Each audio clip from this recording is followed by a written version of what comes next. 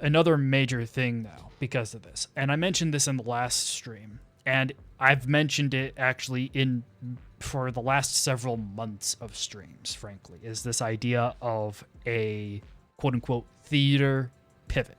So going from operations in the Middle East, the Middle Eastern theater, and shifting those resources from the West back to Ukraine. If we actually go to the Russia-Ukraine thread we have here in the research forum on Discord, man, Russia apparently attacked this church, and it's being condemned because this is a UNESCO site.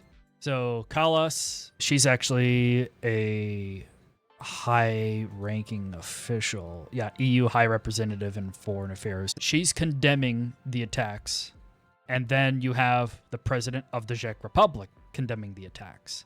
Trump and Zelensky are reportedly holding phone calls, discussing the end of the war, and agreed to meet at the G7 meeting, and that's what we'll be talking about next, too. Let's see here. President of Latvia went ahead and condemned this attack as well.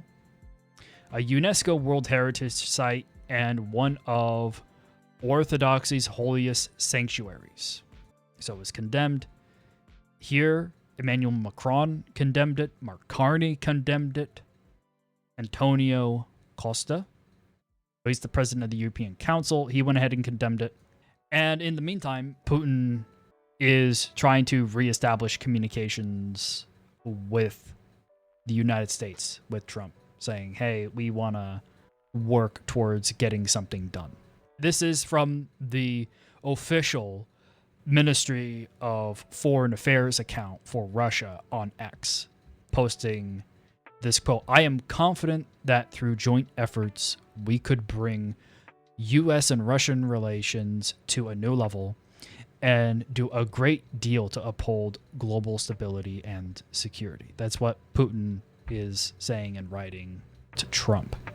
And then von der Leyen also condemning the attacks on the site, on the UNESCO site. Reuters is reporting on it. Lavra is what it's called, or where it's located, rather. Let's see here. Hungary condemns it. Let's see here. And Zelensky meeting at the G7 meeting. He said Putin was invited and he's not going. If I was Putin, I wouldn't feel good going to the G7 meeting either. I don't think it's a smart time to be going, especially when you're at war with one of the countries, right? The reason why I think this attack is going to help push that quote-unquote theater pivot narrative is that now we're in the process of de-escalating the war, the conflict with Iran in the United States and Israel.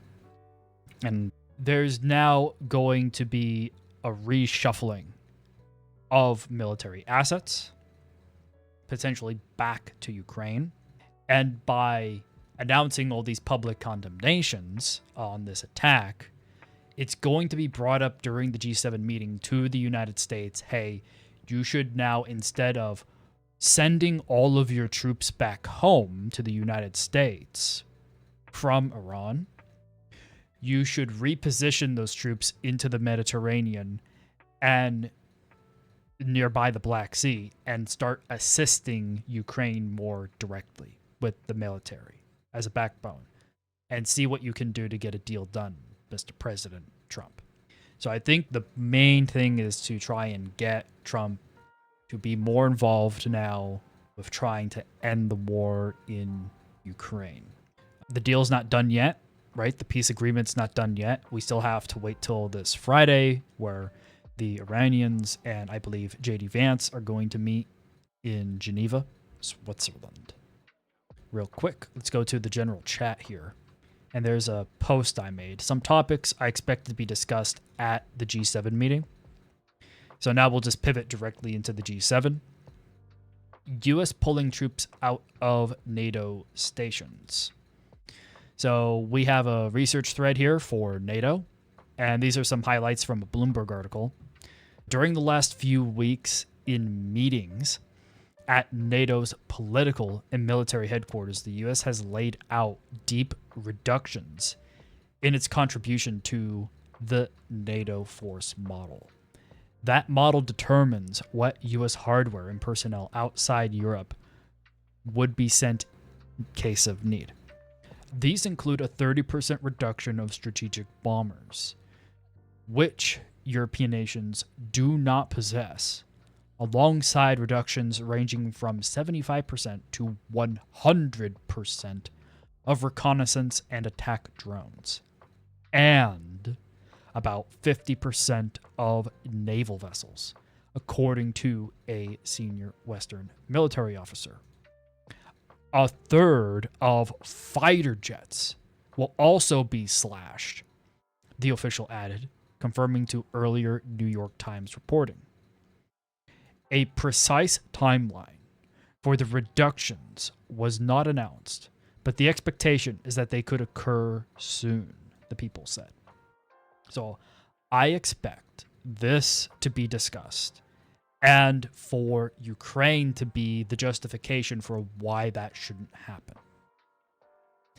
And I think in exchange, Trump will want more trade deals. He will want lower tariffs from these countries. In response, also giving lower tariffs. He essentially wants more economic deals. And he also wants those countries to start building up their own military. So it says, we'll go ahead and take care of this for you, but you must give us a commitment of better trade agreements for both of our countries, just fresh trade agreements, and you must commit to rebuilding your military. You must commit to doing military research on your own, so that then you can have an autonomous military force. And then we already covered this. The Lavra attacks by Russia on Ukraine. World leaders are condemning the attack today. So I think they'll use this to stop that. And then talk with G7 members about sending ships to the Strait of Hormuz after the peace deal is signed on Friday. And that's this. France and its allies are ready to deploy ships to the Strait of Hormuz after the U.S.-Iran deal. Emmanuel Macron says ahead of the G7, we'll do everything we can to make sure that there are no tolls in the strait. See, isn't it nice having just to be able to go down some research, have some idea of all the new cool things going on in the world?